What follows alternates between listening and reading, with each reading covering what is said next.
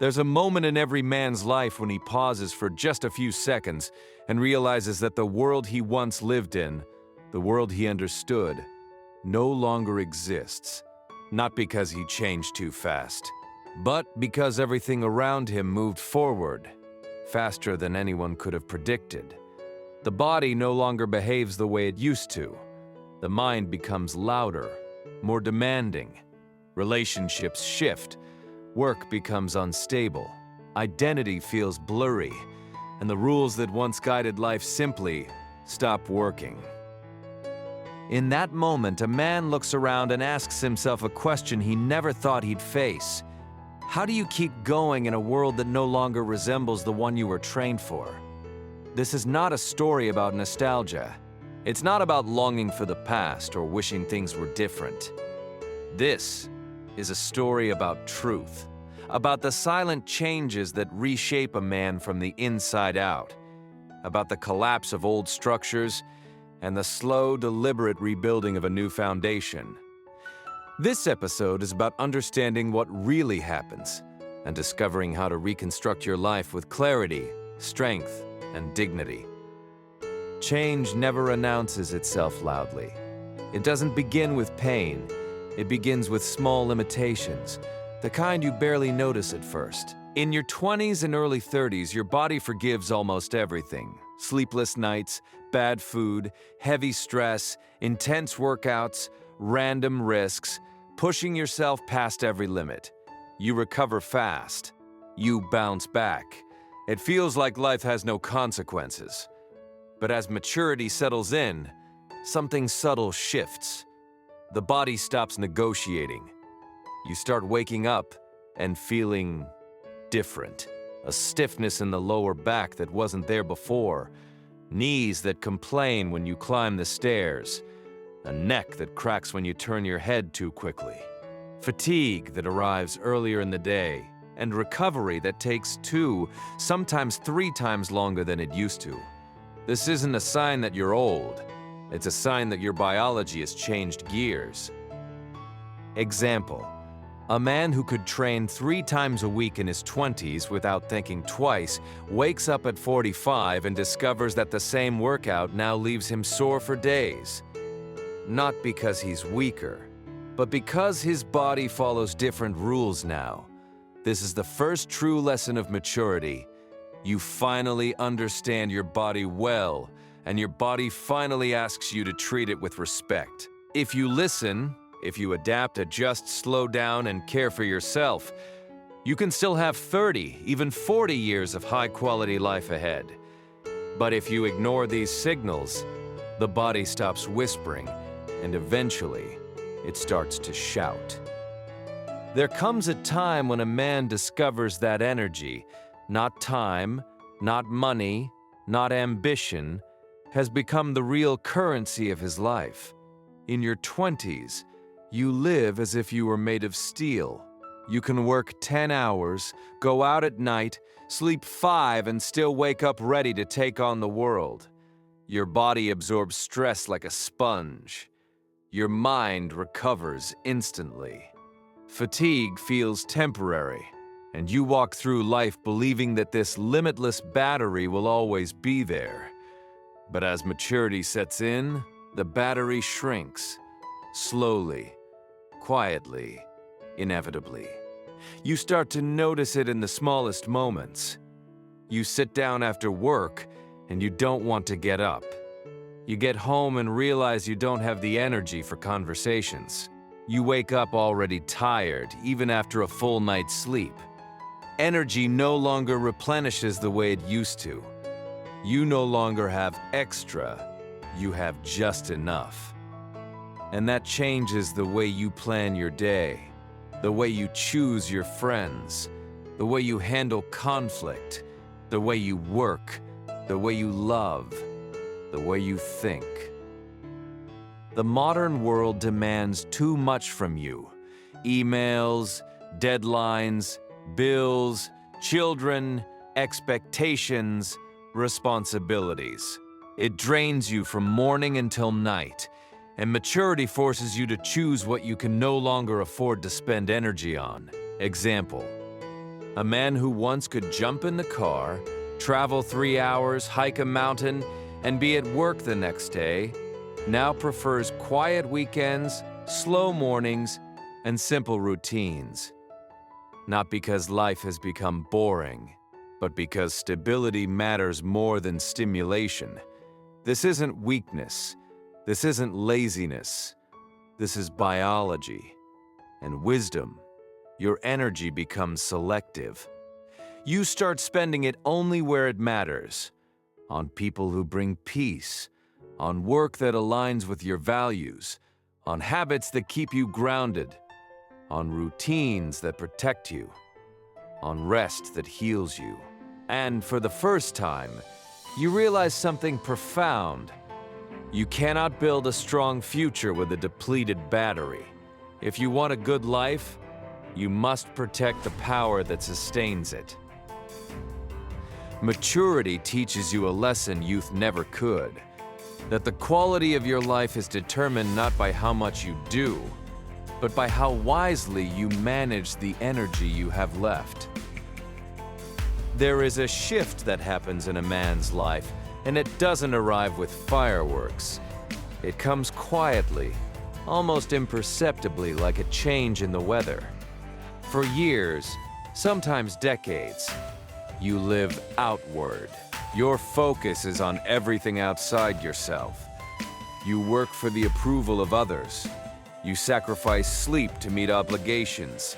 You bend your schedule to accommodate everyone else. You carry the weight of expectations that were never truly yours. You run from task to task, responsibility to responsibility, crisis to crisis, believing that this is what a man is supposed to do. You place your workplace first, your partner first, your parents first, your children first, society first, and somewhere in all those years you disappear from your own life. Then something changes. Subtly at first, but profoundly. Maybe it's exhaustion. Maybe it's the realization that time is not infinite. Maybe it's simply an internal voice that refuses to be ignored anymore. You start asking questions you never had the courage or the clarity to ask. What do I want? What do I need? What matters to me? What kind of life is right for me? When did I last do something just because I wanted to, not because I had to? This is the turning point. The moment when priorities begin to shift, not outward, but inward. It doesn't happen overnight. It doesn't happen dramatically. It happens slowly in small decisions. You say no to a task that drains you. You say yes to rest without feeling guilty. You stop chasing people who don't value your time. You distance yourself from chaos. You choose calm over conflict. You choose authenticity over approval.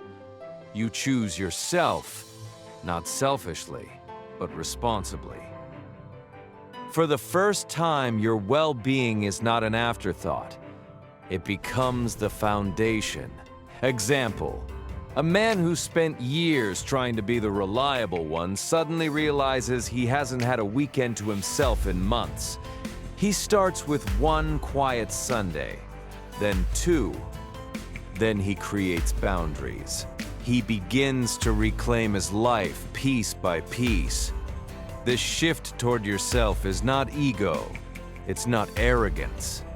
It's not neglect of your duties. It is survival. Because you finally understand a truth that youth could never teach you. If you are empty, you have nothing left to give. If you are lost, you cannot guide anyone else. If you disappear from your own life, no one will come searching for you. Maturity leads you to a realization that feels like a rebirth. You matter. Your peace matters. Your time matters. Your health matters. Your inner world matters. And once this truth settles inside you, your entire life reorients itself, not around the demands of the world, but around the man you are becoming. There is something unusual that happens as a man grows older. A shift, a gentle pull toward the past, not to relive it, but to reclaim parts of himself he left behind. For most of your adult life, your passions become secondary. Work takes the lead. Family takes the lead. Bills, obligations, expectations, they all consume the space your dreams once occupied. You stop drawing. You stop playing guitar. You stop building things. You stop exploring. You stop imagining. Not because you wanted to, but because life demanded it. Yet somewhere in your 40s, or even earlier, an old familiar feeling returns. A curiosity, a spark, a memory of what once made you feel alive. And suddenly, the hobbies you abandoned as a kid or a young adult begin to resurface. Not aggressively, not dramatically, just quietly, like a soft voice saying, "Remember who you were before the world told you who you had to be?" It's one of the most beautiful and misunderstood changes in a man's life. Why does it happen? Because the older you get, the less time you have for things that feel empty, and the more you hunger for things that feel true. Your childhood passions were the purest version of you. There were no filters, no expectations, no judgment, just joy. So when life stabilizes or destabilizes, the mind instinctively reaches back to the last place where you felt whole. Example, a man who spent his younger years drawing comic characters in school, but then became an office worker for 20 years, suddenly finds himself buying sketchbooks again, not to impress anyone, not to become an artist, but because the act of drawing reconnects him to something deeply human inside himself. Another example, someone who once repaired radios, engines, toys, anything mechanical, now finds comfort working on a motorcycle or assembling models in the quiet of late evenings. It's not about nostalgia. It's about recovery. It's about rebuilding inner grounding in a world that feels increasingly unstable. These passions are not childish. They are anchors. Anchors to identity. Anchors to authenticity. Anchors to peace. You realize that the things you loved at the beginning of your life are the same things that help you survive the middle of it. And there is no shame in this return. It is not regression. It is restoration. Maturity teaches you that the most powerful tool a man has is the ability to reconnect with himself, not through accomplishments, not through money, not through status, but through the simple activities that remind him of who he truly is, beneath the noise, the stress, the expectations, the disappointments, the roles he was forced to play. This chapter of life doesn't tell you to chase glory. It tells you to chase authenticity, because the man who rediscovers his passions rediscovers himself. There is a kind of silence that surrounds men who start over in a foreign country, a silence that hides fear, exhaustion, loneliness, and a deep identity shock. People talk about visas, documents, jobs, housing, but almost no one talks about the emotional violence that emigration brings to a man in his 30s, 40s, or beyond. When you leave your home country at a young age, you adapt easily. You're flexible. You're curious. You're still becoming someone. But when you leave later in life, you're not just moving to a new country. You're abandoning an entire version of yourself.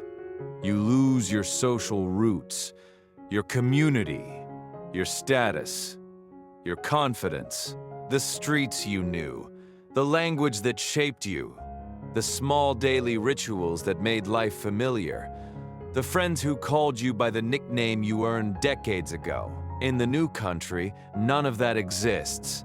and suddenly you're invisible, a stranger, a man with years of experience who now feels inexperienced again. Example: a man who once led teams, made decisions, and had a respected position now finds himself working a modest job where no one knows his past, his skills, or his worth. It's not the loss of the job that hurts. It's the loss of identity, the loss of who he was. And this shock, most men never admit it, because admitting it feels like weakness, like failure, like something you should have been able to handle. But the truth is simple. Starting over at maturity breaks you in ways no one prepares you for. You feel the absence of connection, the absence of belonging, the absence of people who know your history, your character, your scars, your strengths. And then there are the groups you see, the families who gather in large numbers, the communities that built a new home abroad. You look at them from the outside and realize you have no such network. You arrived alone, or even if you arrived with family, you arrived without roots. This is the loneliness men don't talk about. But here's the important part. Even though the beginning is brutal, it's not the end of the story. Because after the shock comes resilience. After the confusion comes clarity. After the collapse comes reconstruction. You begin to adapt. You begin to understand the culture. You find small routines that stabilize you. You meet new people, even if they don't become deep friends. You find one or two individuals you can trust. You discover new skills, new opportunities, new ways of living. Most importantly, you learn to stand on your own 2 feet again. Without the old support system, without the old identity, without the old certainties. This chapter of life is not about losing yourself. It's about meeting yourself again, stripped of everything you used to hide behind. And once you rebuild your inner foundation in a foreign land, you become unshakable. Because a man who can survive starting from zero twice in one lifetime is a man who will never fear anything again. There is a specific kind of exhaustion that settles into a man who has spent years putting everyone else first. It's a quiet depletion of the soul that comes from living a life centered around the needs, moods, and expectations of another. People talk about love, compromise, and sacrifice. But almost no one talks about the emotional erosion that occurs when a man in his 30s, 40s, or beyond realizes he has become a stranger to himself in his own home. When you are young, you enter relationships with a boundless, naive energy. You're eager to prove your worth. You're willing to bend. You think that giving everything up is the ultimate proof of character. But when you reach maturity, you realize that you haven't been building a partnership. You've been abandoning your own territory. You lose your personal rhythm, your silence, your boundaries, your self-respect, the hobbies that recharged you, the friendships that kept you grounded, the small masculine rituals that once made you feel like a man of substance, the sense of authority over your own time and your own destiny. In this dynamic, you become a ghost in your own life. And suddenly, you're resentful, a provider, but not a partner, a caretaker, but not a man. A human being with deep internal worlds who now feels silenced by the fear of conflict. Example: a man who is respected in the world, who leads, who builds, and who carries heavy responsibilities, now finds himself walking on eggshells at home, negotiating for a sliver of peace, or hiding his true thoughts to maintain a fragile harmony. It's not the compromise that hurts. It's the loss of sovereignty, the loss of the man he was supposed to become. And this realization? Most men never speak it aloud, because admitting that you've lost yourself in a relationship feels like a betrayal of the family. like a failure of leadership, like a weakness you should have outgrown. But the truth is simple. Sacrificing your identity in the name of love breaks you in ways that no success can repair. You feel the absence of self, the absence of a backbone, the absence of a life that actually belongs to you. And then you look around and see the cultural scripts, the movies and stories that tell you a man's only role is to serve, to endure, and to disappear. You look at the life you've built and realize it has become a cage, even if the bars are made of gold or good intentions. You arrived at maturity, but you arrived empty. This is the internal exile men don't talk about. But here's the crucial turning point. Even though the realization is painful, it is the beginning of your liberation. Because after the resentment comes the boundary. After the exhaustion comes the reclamation. After the collapse of the people-pleaser comes the birth of the individual. You begin to reclaim your space. You begin to define what you will and will not accept. You find a new way to relate, not from a place of need, but from a place of strength. You learn that saying no is sometimes the most loving act possible. You find your voice again, even if it shakes. You rediscover your purpose, your own path, your own fire. Most importantly, you learn to stand on your own 2 feet within the relationship, without using your partner as a crutch, without hiding behind a mask of duty, and without apologizing for having a soul of your own. This chapter of life is not about being alone. It's about being someone while you are with someone else, stripped of the need for external permission. And once you rebuild your identity on the foundation of self-respect, your relationships finally become real. Because a man who knows how to belong to himself before he belongs to anyone else is a man who can truly love without losing his soul. There is a heavy silence that descends upon a man when everything he has built crumbles beneath his feet. It is a silence that masks shame, disorientation, and a sense of total failure. The world only sees the final outcome, the success, or the wreckage. But almost no one talks about the psychological violence a man feels at maturity when he must start from zero, while the rest of the world seems to have already reached the finish line.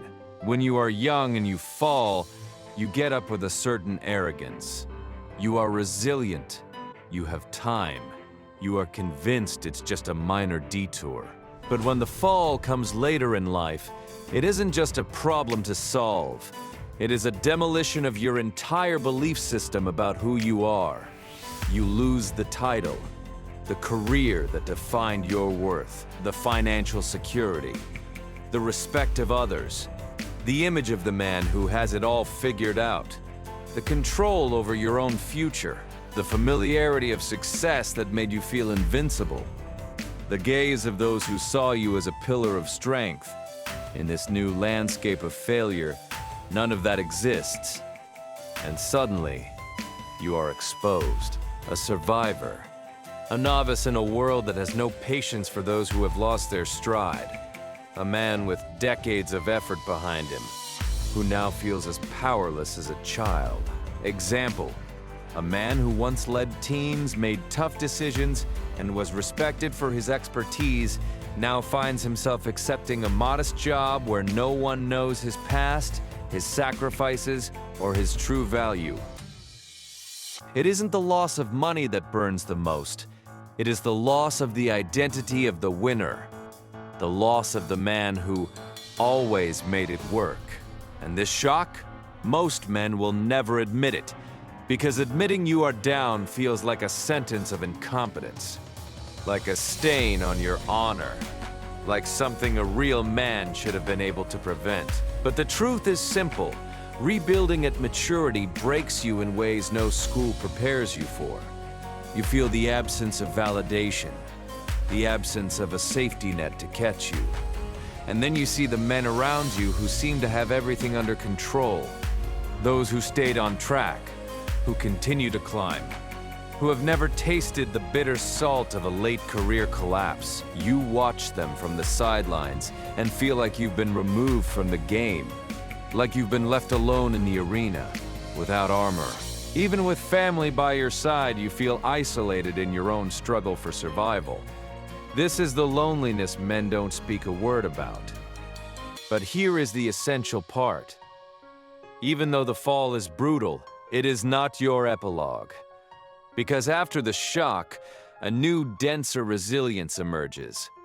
After the confusion, a surgical clarity takes hold. After the collapse, a much more solid construction begins. You start to adapt to the new reality. You begin to understand that your value was never in the title on your business card. You find small routines that restore your dignity. You learn to appreciate pure effort, even without the applause. You discover who your true friends are when you no longer have anything to offer.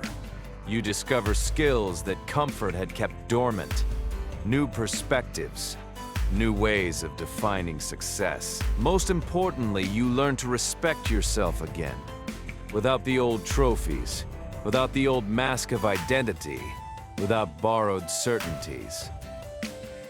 This chapter of life is not about the loss of power. It is about discovering a power that does not depend on external circumstances. And once you rebuild your inner foundation on the ruins of your old ego, you become unshakable. Because a man who has survived the collapse of his own world and rebuilt it with his bare hands is a man who will never have anything to fear again. There is a persistent lie whispered to men as they grow older, that maturity is a slow withdrawal, a gradual dimming of the light. It is a narrative of decline telling you that your best chapters have already been written. People talk about settling down, about retirement, about looking back, but almost no one talks about the explosive potential of a man who has finally stopped trying to please a world that never truly saw him. When you are young, your hope is built on illusions. You hope for luck. You hope for a fame. You hope for a life that looks like the movies. But the hope of a mature man is different. It is not a wish. It is a solid, grounded certainty. You are no longer moving through life based on guesses. You possess the lethal combination of experience, lucidity, and patience. The baggage of the supposed to be, the desperate need for approval, the fear of being misunderstood, the frantic pace of someone who doesn't know where he's going, the exhaustion of carrying other people's dreams, the shadows of past failures that used to haunt your sleep, the insecurity that made you small. In this stage of life, you finally stand in the light of your own truth. And suddenly, you are dangerous. A man who knows his worth, an architect of his own peace, a veteran of life's wars, who finally knows which battles are worth fighting. Example: a man who spent 20 years building a life for others, seeking a seat at tables he didn't even like, now finds himself sitting in a room he built for himself, doing work that matters, speaking words that are true. There is a persistent lie whispered to men as they grow older, that maturity is a slow withdrawal, a gradual dimming of the light. It is a narrative of decline telling you that your best chapters have already been written. People talk about settling down, about retirement, about looking back, but almost no one talks about the explosive potential of a man who has finally stopped trying to please a world that never truly saw him. When you are young, your hope is built on illusions. You hope for luck. You hope for a fame. You hope for a life that looks like the movies. But the hope of a mature man is different. It is not a wish. It is a solid, grounded certainty. You are no longer moving through life based on guesses. You possess the lethal combination of experience, lucidity, and patience. The baggage of the supposed to be, the desperate need for approval, The fear of being misunderstood, the frantic pace of someone who doesn't know where he's going, the exhaustion of carrying other people's dreams, the shadows of past failures that used to haunt your sleep, the insecurity that made you small. In this stage of life, you finally stand in the light of your own truth. And suddenly, you are dangerous. A man who knows his worth, an architect of his own peace, a veteran of life's wars, who finally knows which battles are worth fighting. Example: a man who spent 20 years building a life for others, seeking a seat at tables he didn't even like, now finds himself sitting in a room he built for himself, doing work that matters, speaking words that are true. It's not the arrival at a destination that brings peace. It's the realization that you are finally the captain of the ship, the realization that you own your soul. And this hope, most people don't recognize it, because it doesn't look like the loud, frantic optimism of youth. It looks like silence. It looks like a steady hand. It looks like a man who can no longer be manipulated by fear. But the truth is simple. Maturity does not take your life away. It hands it back to you, refined and sharpened. You feel the presence of purpose, the presence of belonging to yourself, the presence of a future built on your own terms, not on the scripts of society. And then you look at the path behind you, the emigrations, the broken relationships, the falls, and the reconstructions. You see the scars and realize they aren't signs of damage. They are the structural reinforcements of the man you are now. You arrived at this moment exactly when you were supposed to. Not empty, not broken. Ready. This is the clarity men don't know they're missing until they find it. But here is the final, unshakable truth. There is a specific kind of awakening that happens only when the noise of the world begins to fade. It is a quiet, surgical stripping away of every lie you ever told yourself to keep going. People talk about gaining wisdom as if it's a gift, but almost no one talks about the cold, sobering weight of the discoveries a man makes when he finally stops looking at the horizon and starts looking at the man in the mirror. When you are young, you operate under the intoxication of invincibility. You think you are made of steel. You think time is an infinite resource. You think your body is a machine that will never break. But maturity brings a different kind of sight. It's not a vision of what could be, but a radical acceptance of what is. You discover for the first time that you are not invincible. You feel the limits of your own frame, the fragility of your own heart, the physical reality of your own mortality. You realize that health is not a given. It is your only real capital. Without it, every ambition is a ghost. Every achievement is hollow.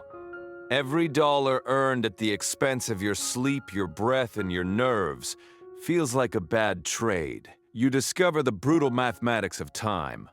That you no longer have decades to figure it out. That the years don't move in a circle, they move in a straight line, and you are further along that line than you care to admit. You realize that people are seasonal. That many of the faces you thought would be there forever were just passing through. That relationships end, loyalties shift, and the crowd eventually thins out. The realization that, at the end of the day, the only person who will always be there is you. And in this realization, you find a new hierarchy of values. You discover that peace is infinitely more valuable than adrenaline. The thrill of the chase, the chaos of the fight, the desperate need for more, it all pales in comparison to the power of a quiet mind. A stable morning, a deep breath, a night of sleep without the shadows of anxiety. But with this peace comes a requirement. You discover you must have a backbone. The world will try to bend you. Responsibilities will try to crush you. Other people's expectations will try to mold you. But you realize that without a solid internal structure, without a spine made of your own values, you are just a ghost wandering through other people's lives. And finally, you face the most difficult truth of all. It is your responsibility, and yours alone, to take care of yourself, not your partner's responsibility, not your boss's, not the government's, not your past's. If you are broken, you must fix yourself. If you are lost, you must find the way. If you are hollow, you must fill the void. The rescue mission you've been waiting for? It's not coming. Because the only person with the map, the key, and the power to save you is the man standing in your shoes. This realization is the hardest lesson of all. But it is also the beginning of your real power. Because a man who no longer waits to be saved is a man who can finally start to build. A man who knows his limits is a man who can finally push them. A man who accepts the truth is a man who can finally change his reality. This is the clarity that sets you free. And once you accept that you are the architect of your own survival, you become the master of your own destiny.